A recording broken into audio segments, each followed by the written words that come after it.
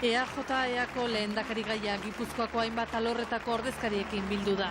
Hauen aurrean botoa eskatu du aurkezten duen proiektuarentzat. Boto, uholdea behar dugu inmobilismoaren indarkeriaren dikeak apurtzeko. Hauze da erabakitzeko unea.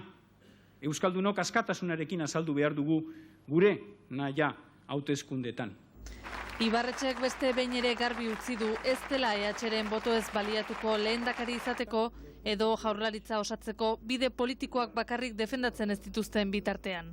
Uste du orain sozialista eta popularrak direla erantzun behar dutenak. Pilota PP eta PSOEren teilatuan dago. Hor dago pilotan, oain. Eta nire galdera da, eta zuek, PSkoek eta PPkoek, zuek aprobetxatuko dituzue EHren botoak, bai ala ez. Honekin batera behin betikoz berak joan den astean egindako galderei erantzuteko eskatu dio Espainiako presidenteari. Alegia, igandeko emaitzak onartuko dituen, herritarren borondatea onartuko duen eta abertzale demokratikoekin hitz egingo duen ala ez.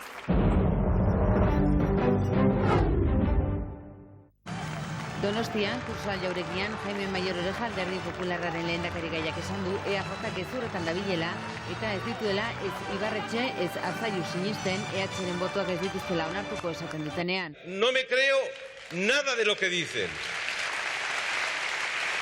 EAJ gezurretan Lizarran egin zuen gezurretik ez duelako irten nahi eta hil egiten duen talde terrorista bat.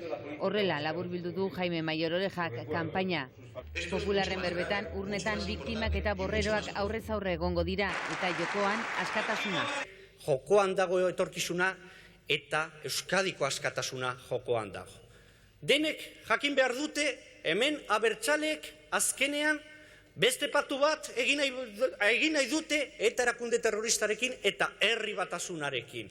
Arzaiusek esan zuen ez gero. Eta beste aldetik guk guri ematen badigute, ematen badidazue zuen konfidantza, orduan gurekin eraikiko dugu Euskadi askatasunarekin eta denon artean lortuko dugu bakea hemen Euskadin. Ekitaldi honetara Manuel Jimenez Abad Zaragozan hil zuten Aragoiko PPren presidentea zen joateko.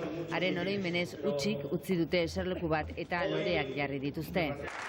Tregoaren osteko lehen atentatuan eta kiltzuen Pedro Antonio Blancoren alargunak esan du, indarkeria biktimek duten virus sendaezina dela eta Euskal Herritarrei eskatu die botoekin virus horrentzako txertoa lortu dezatela. Proporcionan a todos gratis y solidariamente.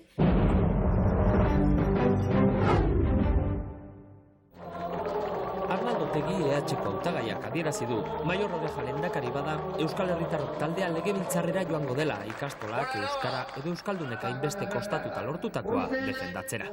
Norbaite pentsatzen baldin badu, gobernu konstituzionalista, nazionalista, fascista Espainiar batek ikutuko dituenik, halako emaitzak eta lortutako emaitzak, herri mugimenduak urteetan zehar lorturikoak eta ezker abertzalea, horren aurrean insensible izango dela oso oker dabil. Han egongo gara. EHrekin akordioa ukatzen badu, Ibarretxeren arduragabekeriak Mayor Orejari lehendakari izaten lagunduko diola esan du Arnaldo Otegik gaudio. Eta berriz ere, EHek eta ezetak zehaztu Otegik eginiko proposamena eztabaidatzera deitu ditu EAJ eta Eusko Alkartasuna. Eta dokumento hau, ziur gaude, PNV-taiaren boto emaileen gehienak sinatuko luketela.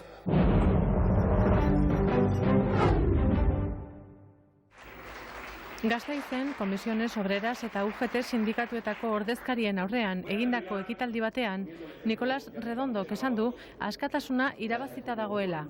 Orain, ideia aurrekoi eta ezkertiarrek ahalik eta indar gehien lor dezaten babesa eskatu die langileei. Redondok esan du alderdi sozialistak soilik defenda ditzakeela ideia horiek, eta gaineratu du ezker batuarekin elkarlana ezinezkoa dela. Javier Madrazo talde horren koordinatzaile eta lehendakari gaia, beste ezer baino abertzalea delako. Un apéndice de la coalición PNV.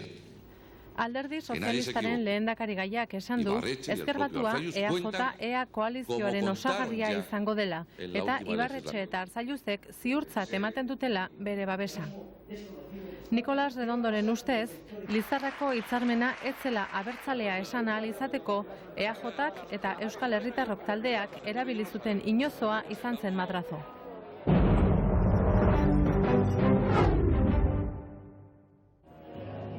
Ezker Batuko lehendakari gaia Javier Madrazo eta Arabako zerrendaburua Kontxi Bilbao emakumeekin bildu dira euren proposamenak azaltzeko.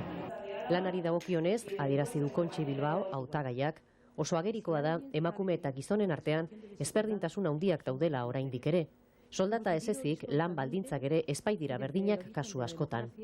Gainera, Kontxi Bilbaoren hitzetan, langabezia gutxitu bada ere, gizonezkoen artean izan da nabariago.